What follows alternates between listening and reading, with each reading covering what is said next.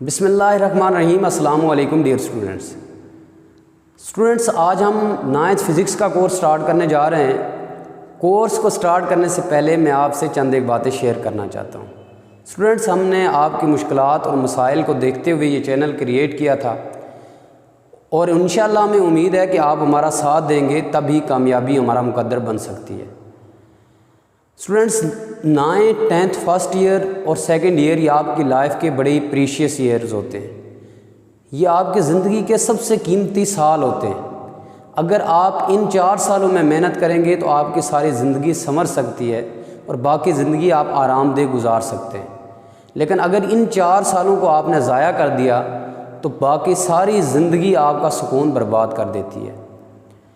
मैं शेख सादी शराजी रहमतुल्लाह ताला अलैह की हकायत सादी से एक हकायत आपको सुनाना चाहता हूँ, फिर इंशाअल्लाह लेक्चर की तरफ जाते हैं। शेख सादी शराजी रहमतुल्लाह ताला अलैह हकायत सादी के अंदर लिखते हैं कि एक मुल्क था, उसका अजीब व गरीब कानून था। वहाँ पे जो बादशाह बनाया जाता था वो 3 साल के लिए बनाया जाता था। 3 साल के बाद उस बादशाह को सफ़ेद लिबास पहना के सफ़ेद घोड़े पे सवार करके शहर का चक्कर लगवा दिया जाता था और फिर उसे एक वीरान जंगल में छोड़ दिया जाता था और उससे वापस आने की इजाज़त नहीं होती थी। शेख सादी शराजी रहमतुल्लाह अलैह हकायत सादी के अंदर लिखते हैं कि एक मर्तबा इसी तरह कुछ लोग एक बादशाह को जंगल में छोड़कर वापस आ रहे थे कि दरमियान में रास्ते में समंदर आता था।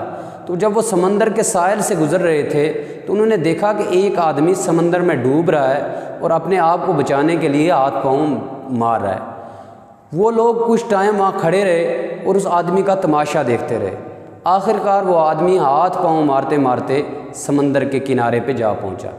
तो उन लोगों ने फ़ैसला किया कि इस शख्स को हम अपने मुल्क का बादशाह बनाते हैं, क्योंकि जिस आदमी में समंदर से लड़ने की सकत हो तो वो हमारे मुल्क के मसाइल से भी लड़ सकता है। क्योंकि समंदर से लड़ने की आदत हो जिन्हें ऐसी कश्ती को समंदर भी दुआ देता है।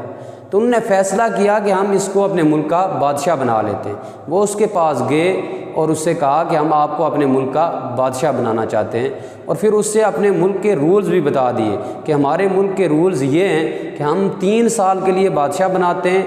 3 साल के बाद आपको सफ़ेद लिबास पहना के सफ़ेद घोड़े पे सवार करके शहर का चक्कर लगवाया जाएगा और फिर आपको एक जंगल में छोड़ दिया जाएगा। वापस आने की इजाज़त आपको नहीं होगी। उस आदमी ने तो पहले बादशाह बनने से इनकार कर दिया।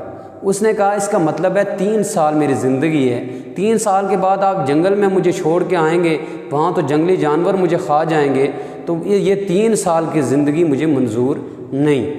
लेकिन उन लोगों ने जब ज़िद की, उन्होंने कहा नहीं, आपने हर सूरत में बादशाह बनना है। तो वो इस शर्त पे बादशाह बनने के लिए तैयार हो गया कि बादशाह बनने के बाद आप मुझे वो जगह ज़रूर दिखाएंगे जहाँ आप पुराने बादशाहों को लेके छोड़ते थे। उन्होंने उसकी ये शर्त कबूल कर ली। इस तरह वो उस मुल्क का बादशाह बन गया। अब जब वो उस मुल्क का बादशाह बना तो इन बादशाहों को 3 साल के लिए ऐशो अशरत के लिए बड़े पैसे मिला करते थे, साथ में कई नौकर चाकर भी होते थे। तो बादशाह ने बादशाहत संभालते ही सादा खाना खाना शुरू कर दिया, सादा लिबास पहनना शुरू कर दिया, और जो उसको पैसे मिलते थे वो इसी तरह बचत करता गया। कुछ टाइम गुज़रा तो उस बादशाह ने उन लोगों से कहा कि आप मुझे वो जगह दिखा दे जहाँ आप पुराने बादशाहों को छोड़ के आते थे। वो लोग उसको साथ एक जंगल में ले गए। वहाँ पे उन्होंने जहाँ पे वो बादशाहों को छोड़ के आते थे वो जगह उसको दिखाई। तो वो बादशाह वो जगह देख के डर गया, क्योंकि वहाँ पे पुराने बादशाहों के मुजस्मे पड़े थे, उनकी हड्डियाँ पड़ी थी और साथ में खौफनाक जंगली जानवरों की आवाज़ें आ रही थी।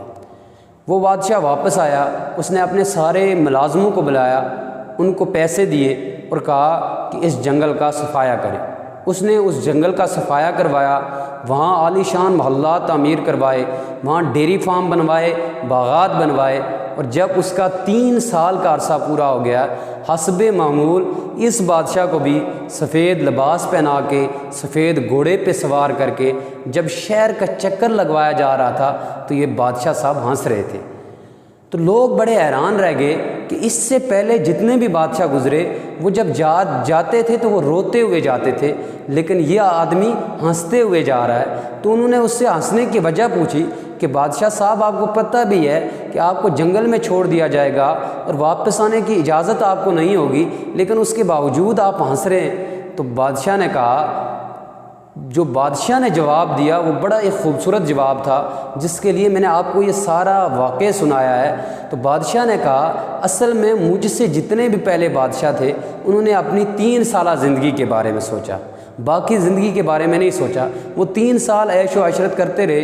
3 साल के बाद उनको जंगल में छोड़ के आते रहे ये लोग, और उनको जंगली जानवर खा के चले जाते रहे।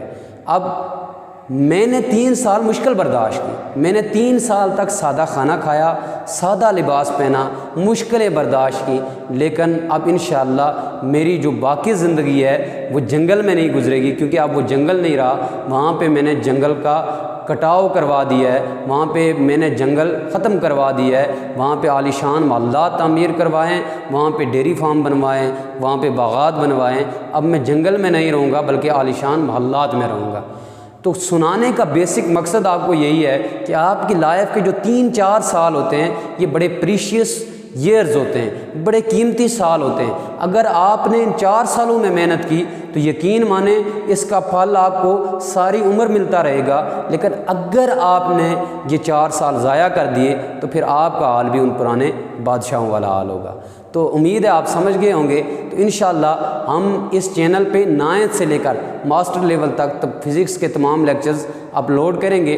आपका साथ हमें चाहिए, हमें उम्मीद है इंशाअल्लाह आप हमारा साथ देंगे, और साथ में इंशाअल्लाह आप ख़ुद भी मेहनत करेंगे और ये 3-4 साल मुश्किलें बर्दाश्त करके अपनी आइंदा आने वाली ज़िंदगी को संवारेंगे। तो आज हमारा जो टॉपिक है, आप लेक्चर की तरफ आते हैं। आज हमारा जो टॉपिक है वो है 9th फिज़िक्स से चैप्टर नंबर 2 से हमारा टॉपिक है first equation of motion. First equation of motion याद रखिएगा students, first equation of motion को हम स्पीड टाइम ग्राफ के ज़रिए डिराइव करते हैं। ग्राफ ड्रा करने का तरीका ये होता है कि सबसे पहले आपको पता होना चाहिए जिन 2 क्वांटिटीज़ के दरमियान आप ग्राफ ड्रा कर रहे हैं उनमें से डिपेंडेंट क्वांटिटी कौन सी है और इंडिपेंडेंट क्वांटिटी कौन सी है।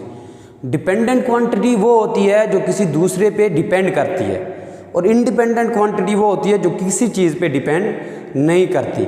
अब यहाँ पे स्पीड टाइम ग्राफ हम ड्रा कर रहे हैं, यानी स्पीड और टाइम के दरमियान। अब यहाँ पे जो स्पीड है ये डिपेंडेंट क्वांटिटी है, क्योंकि स्पीड हमारे पास इक्वल होता है v = s divided by t। Speed का हमारे पास फार्मूला है v = s divided by t, यानी कि यहाँ से आप देखें कि स्पीड किस पे डिपेंड कर रहा है, टाइम पे। अगर टाइम चेंज होगा तो स्पीड भी चेंज होगी, क्योंकि स्पीड टाइम के इन्वर्सली प्रोपोर्शनल है। तो इससे हमें पता चलता है स्पीड क्या है, डिपेंडेंट क्वांटिटी, लेकिन टाइम यहाँ पे इंडिपेंडेंट क्वांटिटी है। तो ग्राफ ड्रा करने के लिए आपको डिपेंडेंट क्वांटिटी को y एक्सिस के अलांग और इंडिपेंडेंट क्वांटिटी को हम कहाँ लेते हैं, x एक्सिस के अलांग।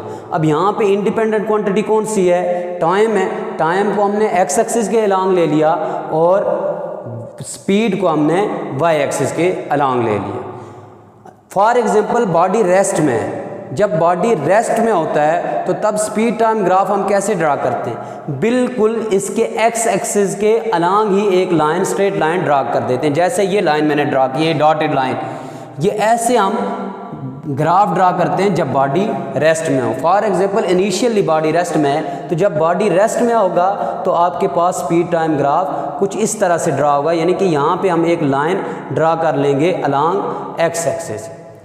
फिर फॉर एग्जांपल हम सपोज कर लेते हैं कि बॉडी ने मूव करना स्टार्ट कर दिया। इनिशियली वो रेस्ट में था, फिर उसने मूव करना स्टार्ट कर दिया यहाँ से, यहाँ पहले ये रेस्ट में था, यहाँ से इसने मूव करना स्टार्ट कर दिया।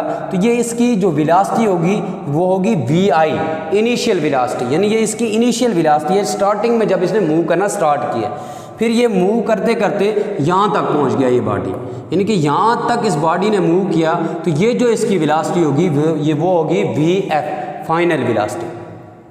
अब यहाँ पे देखिए VI से VF तक बॉडी की स्पीड क्या होती रही, इंक्रीज होती रही, यानी एक्सेलरेशन प्रोड्यूस होता रहा, बढ़ती रही। एक्सेलरेट का मतलब होता है बढ़ना, एक्सेलरेशन होता है rate of change of velocity of a body is called acceleration. अब देखिए यहाँ पे वेलोसिटी तो चेंज हो रही है, तो इसीलिए इसमें क्या होगा, एक्सेलरेशन प्रोड्यूस होगा। बॉडी एक्सेलरेट कर रहा है, बढ़ रहा है, उसकी स्पीड इंक्रीज हो रही है, तो इसीलिए ये जो लाइन ए भी है इसको हम किसके इक्वल लेते हैं, एक्सेलरेशन के इक्वल लेते हैं।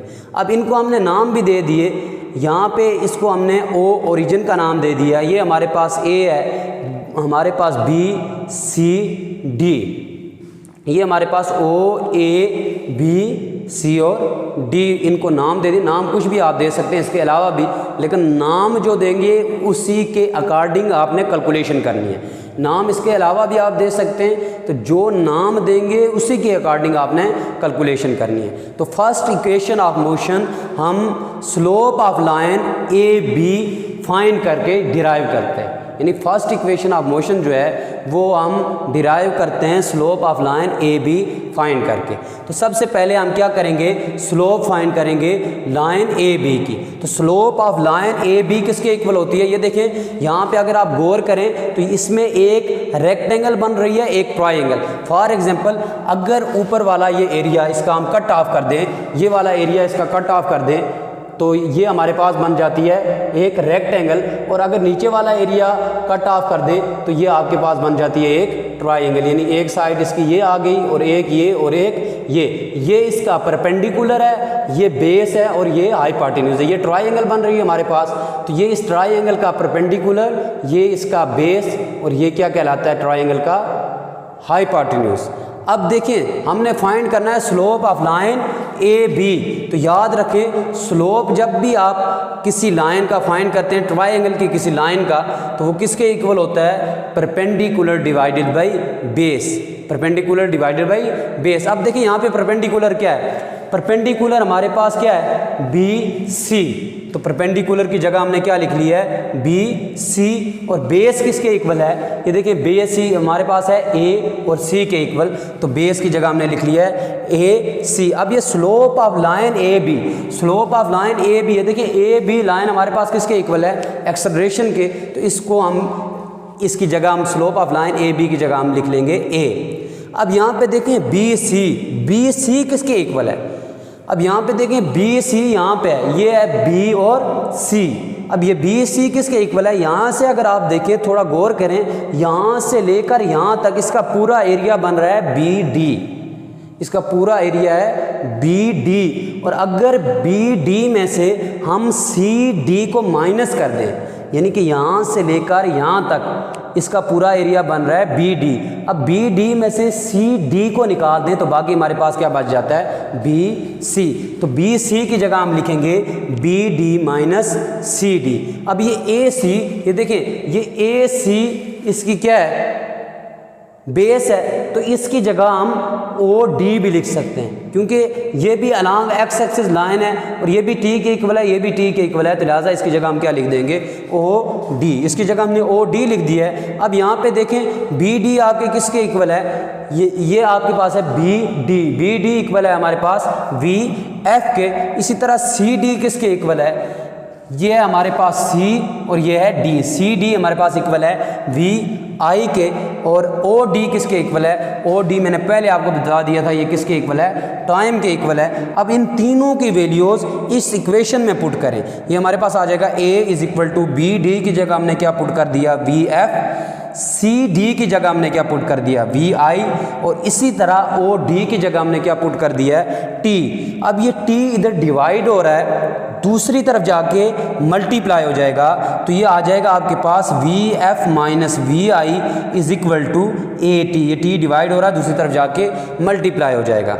अब देखिए यहाँ पे माइनस वी आई है, जब इसको हम दूसरी साइड पे लेके जाएं तो ये प्लस वी आई हो जाएगा, यानी ये आपके पास आ जाएगा V F is equal to V I plus A T. यही हमारे पास है फर्स्ट इक्वेशन ऑफ मोशन, यही रिक्वायर्ड प्रूफ है फर्स्ट इक्वेशन ऑफ मोशन का। तो students first equation of motion याद रखिएगा, कैसे फाइंड करते हैं, slope of line A B find करके। स्लोप ऑफ लाइन का फार्मूला क्या है? Perpendicular divided by base.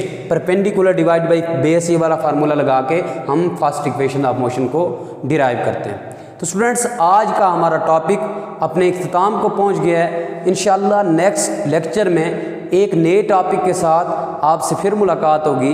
तब तक के लिए अल्लाह हाफिज़ व नासिर।